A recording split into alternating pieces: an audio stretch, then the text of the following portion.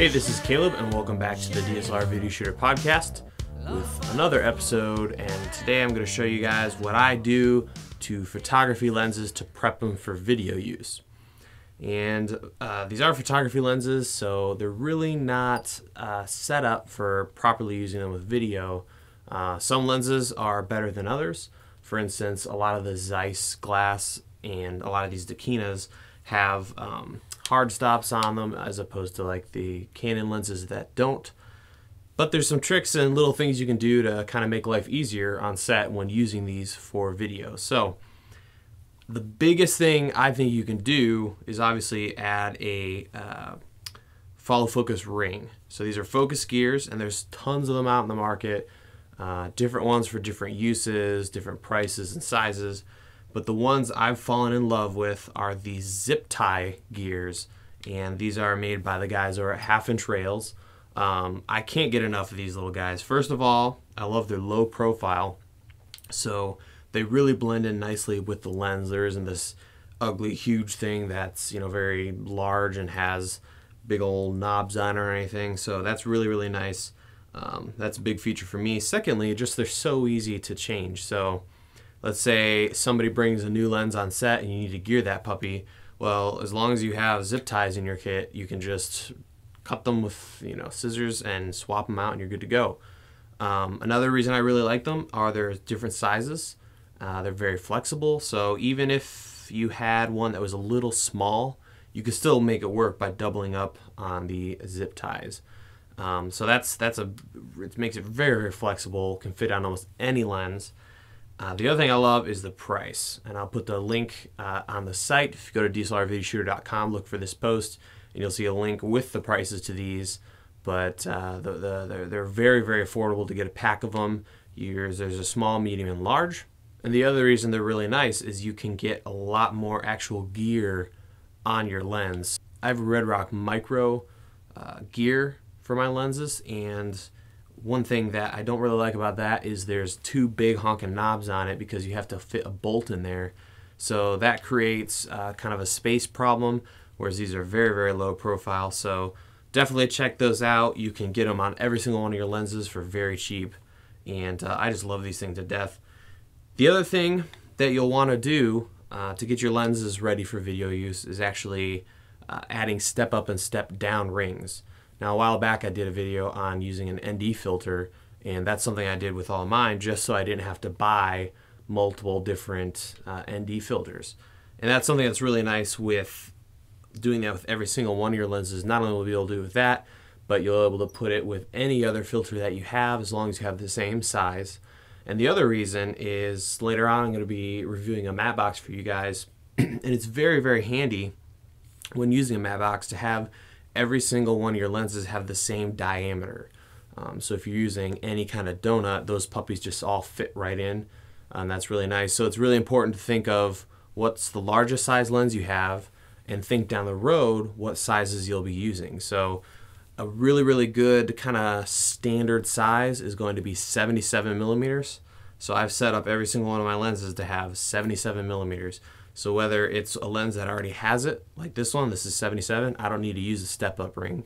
Whereas this guy is a 62, so I go 62 to 77. And little tiny primes like this, there's a big jump from 58 all the way up to a 77. And then the next thing you're going to want to do is actually get a UV filter. Now this is important for any lens, even if you're not going to be using it exclusively for video.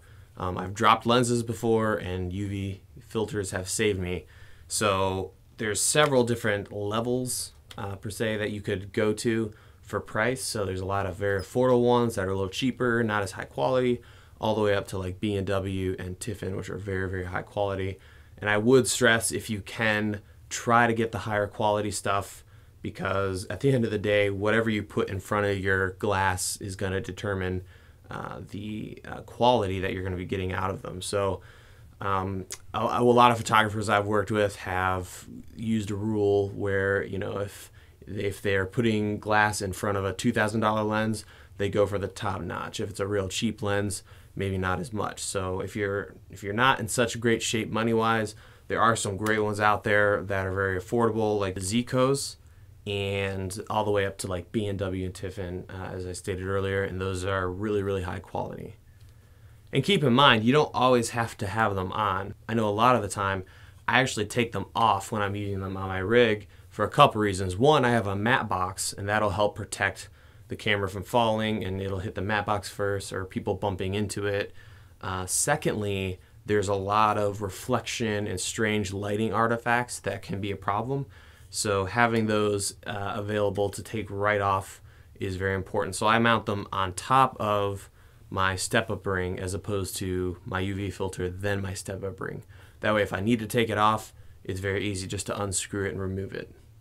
And thirdly, since you've changed the diameter on most of your lenses, you're going to need to get lens caps for those.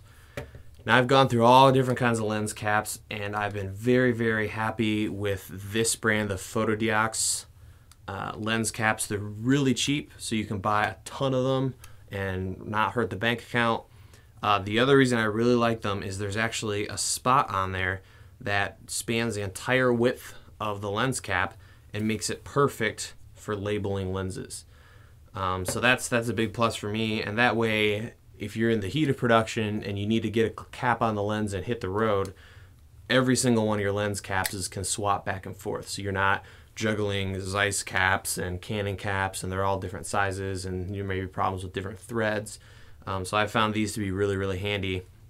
You can get the little string off the side to attach your lens. That drives me crazy, so I don't use those, but that is on these.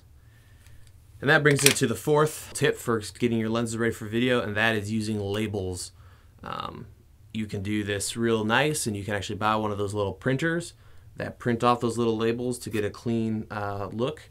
But I've actually just put a tiny strip of white gaff tape and used a black ink marker, a real fine one, and written down the brand and then my size. So that's really handy, because when you have all of these sitting in a bag and you just open that bag up and look right in it, or a Pelican case, it's really great just to be able to real quick find what you're looking for, as opposed to pulling them all out and looking at them and figuring out which one's which. So that's going to help you get your lenses moving quickly and keep things a little organized. And it's just a real cheap solution. So I love these lens caps so much, is because there's also that space to easily label these. And then finally, and obviously, if you're using different types of lens mounts, you're going to be needing to get a converter. And if you're going to convert it, you're also going to need rear lens caps. And so there's a same brand as the front caps I found for very affordable rear caps that fit the Canon mount.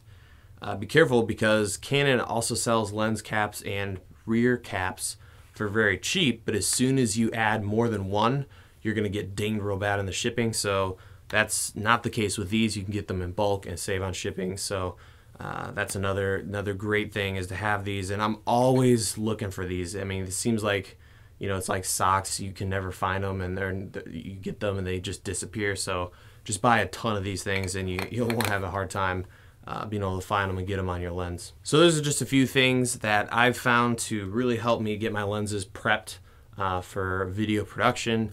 If you guys have any tips or anything that you like to do with your lenses, definitely let me know. I'd love to hear what your cocktail is for getting your optics prepped.